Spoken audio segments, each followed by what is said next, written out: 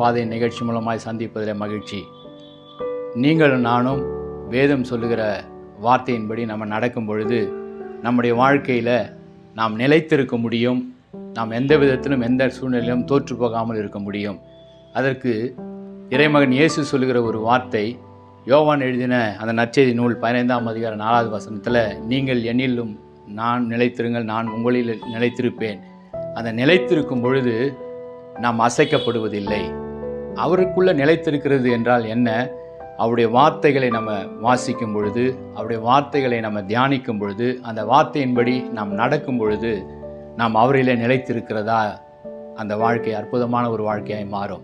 உங்களுடைய வாழ்க்கையை ஆண்டவர் ஆசீர்வதிக்க வேண்டும், உங்களுடைய தோல்விகளிலிருந்து நீங்கள் வெற்றிகரமாய் மாற வேண்டும் என்றால் அவருடைய வார்த்தைகளில் நிலைத்திருக்கிற அந்த அனுபவத்துக்குள்ளே நீங்கள் கடந்து வரும்படி உங்களை அன்போடு கேட்கிறேன். நிலைத்திருக்கும் பொழுது கர்த்தர் உங்களை வெற்றியாய் நடத்துவார். God bless you.